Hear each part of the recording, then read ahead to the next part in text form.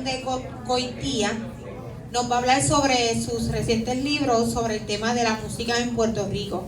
Así que aprovecho a nuestros amigos que nos ven a través del Facebook que los libros van a estar disponibles a través de nuestra plataforma digital www.libreriacandil.com. Que lo disfruten. Muy buenas tardes. Yo sé que es bien tarde. Se supone que llegar aquí hace bastante tiempo, pero durante esta semana y la próxima se van a estar, ya se comenzó a presentar en el Conservatorio de Música de Puerto Rico ayer. Después de esta presentación voy a hacerlo con una clase virtual de la maestría en educación musical del conservatorio. El miércoles próximo se va a presentar uno de estos tres libros, el más grande, en la Universidad Interamericana de Puerto Rico, y el jueves 1 de febrero va a haber una presentación auspiciada por el maestro Errol Montes Pizarro en la sala Héctor Campos Parsi en la Universidad de Puerto Rico en Río Piedras. Yo sé que la mayoría de ustedes no me conocen. Yo soy graduado del Conservatorio de Música en canto, igual que mi esposa. Tengo una maestría en historia. Cogí todas las clases que Fernando Picó ofrecía. Y María de los Ángeles Castro fue mi directora de tesis. Tengo un doctorado en composición musical con una subespecialización en etnomusicología de Michigan State University. En el 1992 cursé un diplomado graduado en musicología latinoamericana del Centro de Investigación y Desarrollo de la Música Cubana con la musicóloga cubana Zoila Gómez. Desde mi disertación, mi tesis de maestría, he estado escribiendo e investigando activamente sobre la música de Puerto Rico.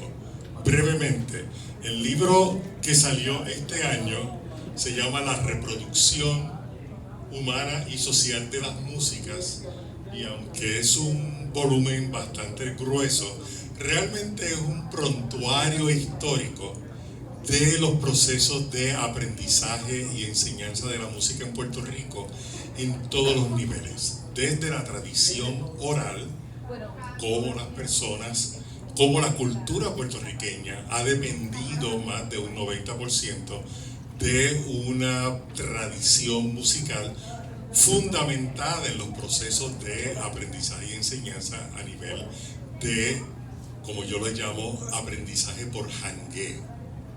Yo sé tocar música y toco lo bien que toco porque mi abuelo era cuadrista, o mi tío era guirero, o mi mamá cantaba décimas, etcétera, etcétera, ¿no? Pero el espectro de ese proceso en Puerto Rico va desde el no formal hasta el sistema escolarizado dentro del sistema de instrucción pública en Puerto Rico, ¿no? Y todo lo que cabe en el centro.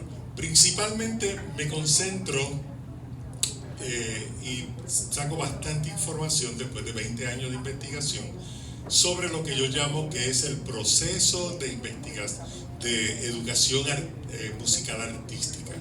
Obviamente Ponce es uno de esos pueblos centrales donde había una enseñanza musical dirigida a la producción de artistas de calibre internacional, al punto de que cualquier estudiante de Arístides Xavier o de Egipciaco o de Morel Campos podía entrar al Conservatorio de París sin nunca haber pasado por un conservatorio.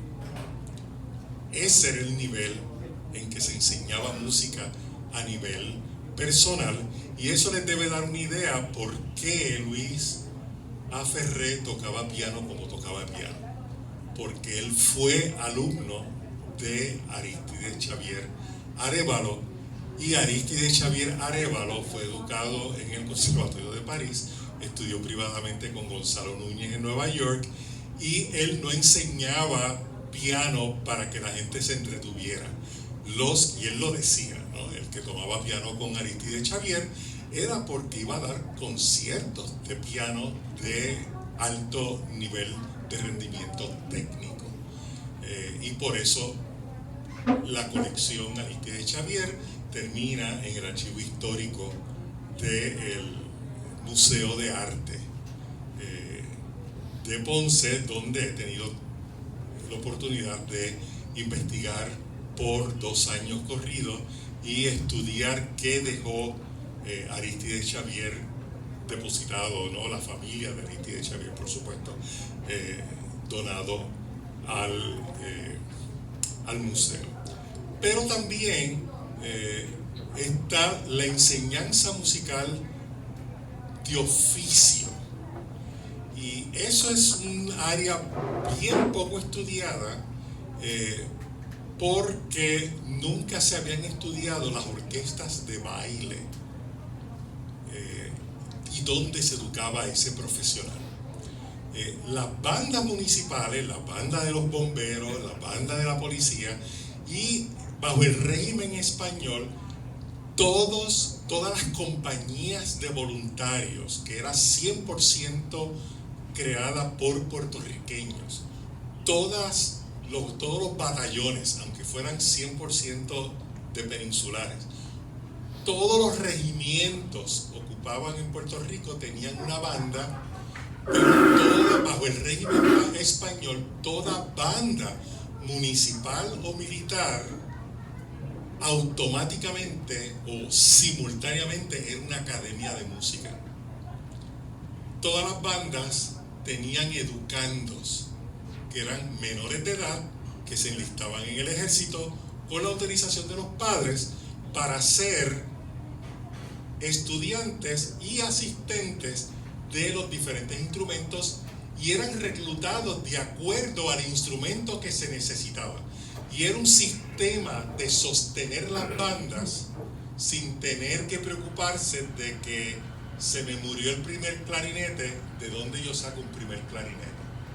No era, se murió el primer clarinete o renunció porque consiguió un mejor trabajo, pero ese primer clarinete, los últimos 5 años me estuvo entrenando a un educando que lo va a sustituir. No era claro, ellos no usaban el término sustentabilidad, pero esa era la idea, y las bandas municipales funcionaban así. ¿Cuáles eran los miembros de esas bandas municipales que eran reclutados para sostener la banda? En Ponce, en Juana Díaz, en Cuamo, José Ignacio Quintón, en Bayamón, las bandas que yo he estudiado y he sacado los documentos, el sueldo de todos los maestros y directores de bandas de Puerto Rico tenía en el contrato la cantidad de niños cuyas familias eran declaradas pobres de solemnidad, y eso era un término legal que usted podía solicitar en el municipio. Yo no puedo alimentar a mis hijos. Yo voy al municipio y le pruebo que yo no puedo sostener a mis hijos, y el municipio me declara pobre de solemnidad. Mi hijo es elegible a ser enviado por el municipio al asilo de beneficencia en San Juan, o a ser reclutado por el director de la banda municipal para un entrenamiento vocacional en música. Y por eso yo le hablo de educación musical para oficio. Los músicos como Juan Morel Campos, y estoy hablando de los ponceños, no porque solamente hablo de los ponceños, hablo de los ponceños porque sé que ustedes los van a reconocer más que si menciono a los de Arecibo, Mayagüez o los de Humacao. No, Juan Morel Campos es el ejemplo del director de banda que tiene que navegar las dos formas de educación, porque Juan Morel Campos con otros músicos ponceños era encargado de las fiestas de la Guadalupe Por ejemplo, en 1875, Juan Morel Campos junto con otros músicos dirigen una orquesta de tipo sinfónico para las misas solemnes dedicadas a la Virgen de la Guadalupe. Y es orquesta sinfónica, no es banda. Sin embargo, Juan Morel Campos también tenía que satisfacer la demanda de las temporadas de óperas y zarzuelas, porque las compañías que llegaban a Ponce llegaban con todos los cantantes, pero no venían con el coro, no venían con toda la orquesta, y eran los músicos locales los que tenían que componer, los que tenían que completar la orquesta, o Juan Morel Campos tenía que coger las partituras que traía la compañía de ópera y decir, yo no tengo toda esta orquestación, vamos a rearmonizarla para el componente de músicos que yo tengo en el Teatro La Perla. Juan Morel Campos fue tan eficiente en eso que él era invitado a través de la isla para todas las fiestas patronales, y hay evidencia de que él era contratado, su orquesta, para tocar en las fiestas patronales de San Sebastián, tan lejos como San Sebastián, y el municipio de Barros, mejor conocido como Orocovis. Pero el reconocimiento de Juan Morel Campos como músico artístico y músico de oficio era tal que la compañía Baracale trajo una temporada de ópera a Ponce, se iba a ir a un tour de América Latina, y por 2 años Juan Morel Campos estuvo fuera de Ponce dirigiendo la orquesta, los cantantes y los coros de las óperas que montó la compañía Baracale en Venezuela, en Colombia y en otros países. Y eso son 2 años que los investigadores de la música en Puerto Rico no tenemos plena cuenta de qué carambolas hizo Juan Morel Campos fuera. Así que Juan Morel Campos no era un músico provincial, y Juan Morel Campos era un ejemplo de que el 90% de los músicos del calibre de Juan Morel Campos eran cosmopolitas y tenían una proyección global. Si quiere leer más, este libro obviamente tiene elementos de lo que tienen los otros dos. Este libro, y se marean las nenas. Sí.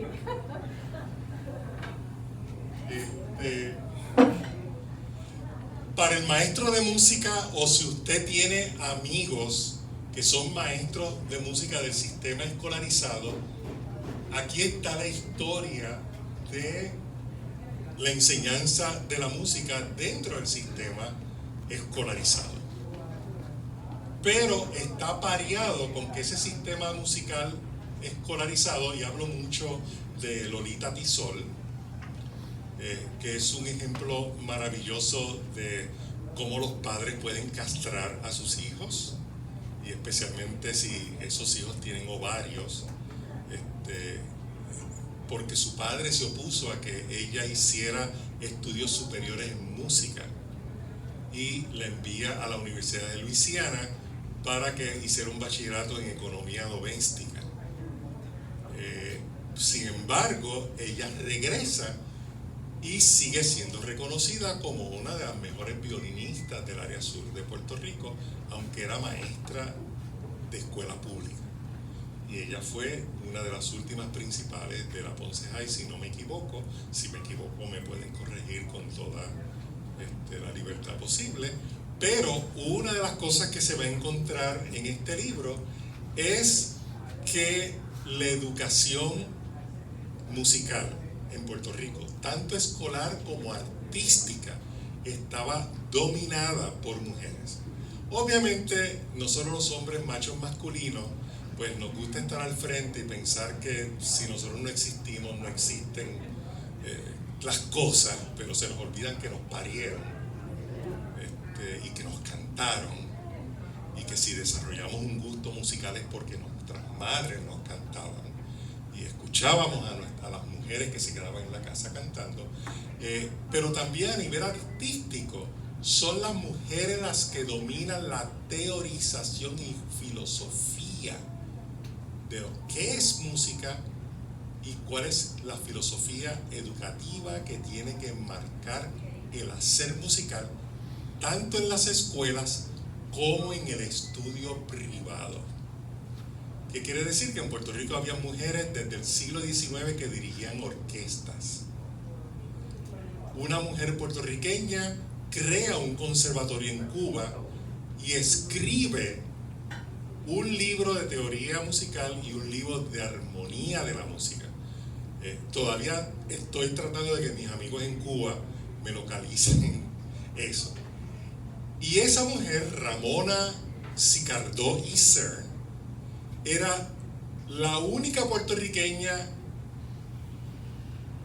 que tenía estudios en filosofía de la música y se anunciaba en los periódicos de Puerto Rico como maestra de piano, maestra de teoría y solfeo y maestra de filosofía de la música.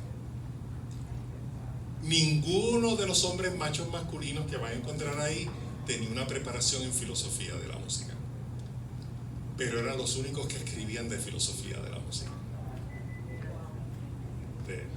Pero si quieren saber más, pues pueden ver el libro, ¿no? Y eran mujeres que creaban conservatorios de música, creaban presupuestos. Por ejemplo, la nieta de Francisco Yer, y aquí se habla de que Francisco Yer y su hermana eran reconocidos cantantes de ópera en Puerto Rico y estrenaron óperas escritas por puertorriqueños. La nieta de Francisco Yer fue una pianista de conciertos reconocida, educada y reconocida en Nueva York, que regresa a Puerto Rico, establece una academia de música y publica el programa y el presupuesto de cuánto costaba cada clase que usted cogía, y parte de las clases que ella ofrecía era pedagogía de la música, y estamos hablando de 1920. Y me sorprendió de que entonces en esa academia, pero también desde 1896, las mujeres tenían una presencia bien fuerte en las orquestas sinfónicas de Puerto Rico, tocando cello y tocando contrabajo, que son instrumentos que tradicionalmente no son masculinos, o se piensan que son femeninos desde el 1950 en adelante, desde Casals. Pero en Puerto Rico había mujeres contrabajistas. Por ejemplo, en 1913 habían 2 orquestas sinfónicas completas en San Juan. 2. Una de mulatos y negros y otra de blancos, porque se nos olvida que Puerto Rico es una sociedad segregada racialmente. Y en la dirigida por Manuel Tizol, la de mulatos y negros, el segundo contrabajo principal era la hija de Julián Andino, que era el primer violinista de la orquesta. Respecto a ese tema racial, entonces, sale el libro Music in the Flesh, que es una colección de ensayos, de capítulos que me aprobaron o me invitaron a escribir en publicaciones en inglés.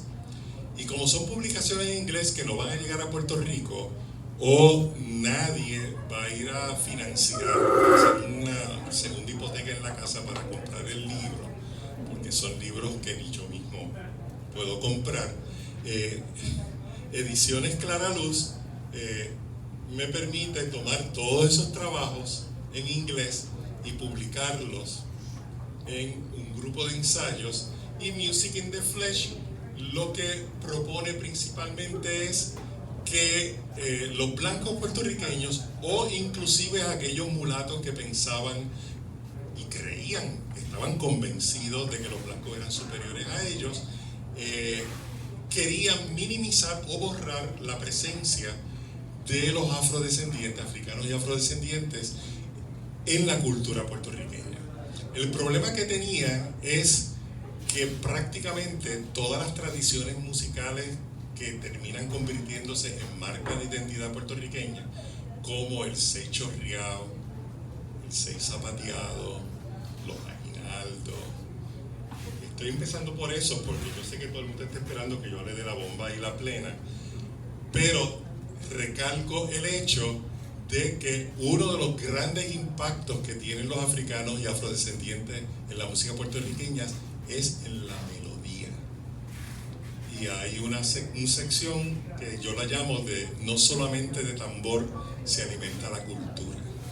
¿Por qué? Porque yo era uno que me habían convencido a través de toda la escuela superior de que la única contribución de mis ancestros era el tambor, que era el ritmo, que los africanos no sabían nada de melodía y menos de armonía.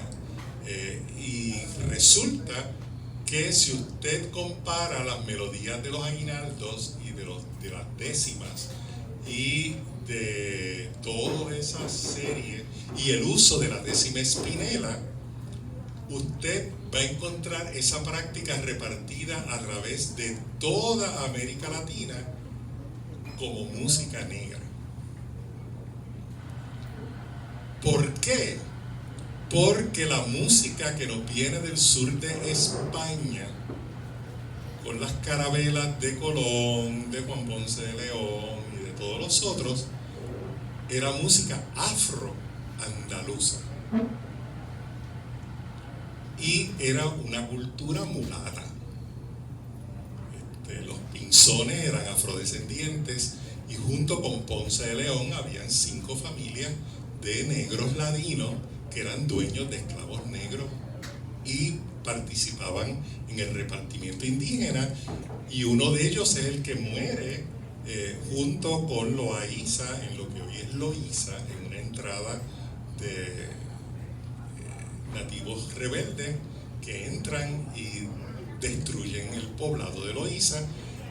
2 años antes habían destruido lo que hoy es el viejo San Juan, porque eran poblado de chozas, y Alonso Manso escribe cómo esa gente entró y destruyó la catedral, que no era otra cosa que un caney.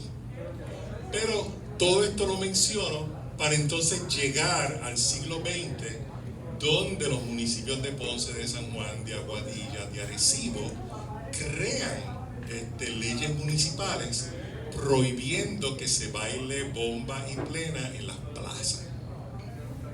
Y hay un gran debate sobre qué se hace. Ahora, ¿por qué yo le llamo Music in the Flesh? Porque se pensaba que con la ley se podía borrar. Y sí, le quitaban el espacio.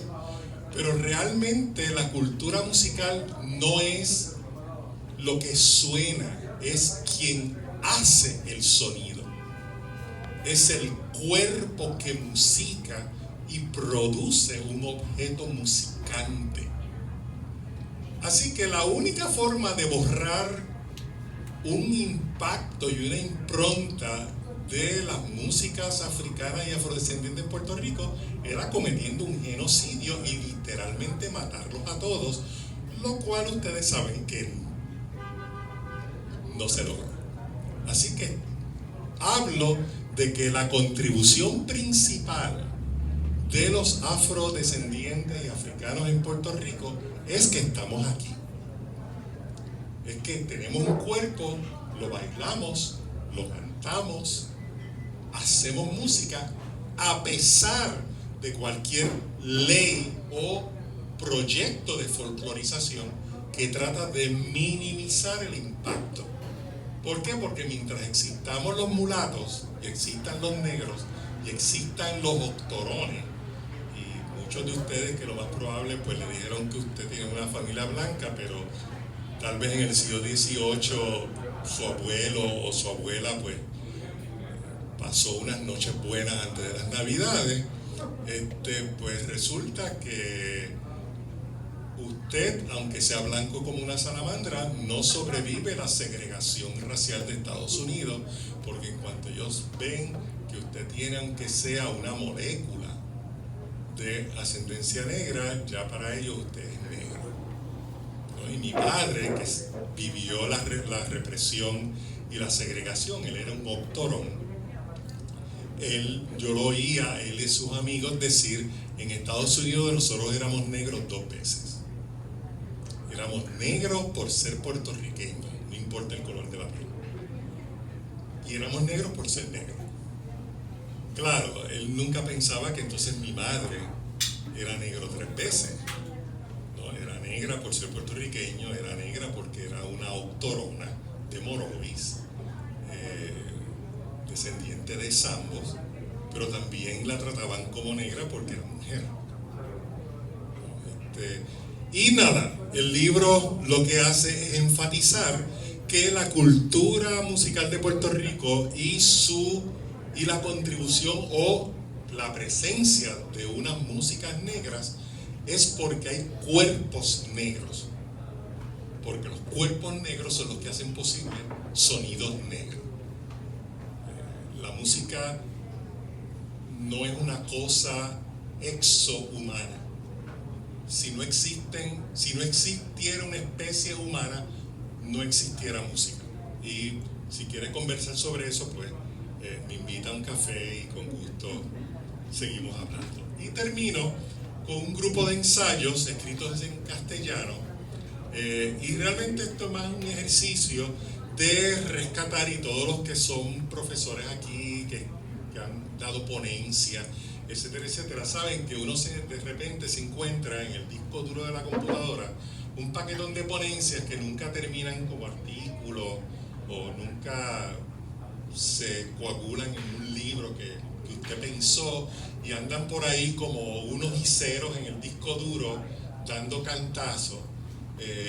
Y entonces, hablando con amigos, pues yo dije, pues vamos a ponerlos todos juntos para que estudiantes de historia de la música y músicos, pues más o menos se den cuenta que aún sus profesores creamos ensayos y simplemente son cosas donde simplemente tratamos de hacer sentido de algo para otro proyecto que no es la ponencia. Y dije, pues para que se pierda en el zafacón de la computadora, pues los imprimo, y el que les interese, pues que lo compre. Así que disculpen mi tardanza, yo sé que son un auditorio y una audiencia cautiva para otra presentación, pero estoy a sus órdenes. Mi esposa y yo residimos en México, somos unos mexirricans, pero yo soy de Trastalleres, Santurce. Así que encantado, espero que le den una ojeada a los libros.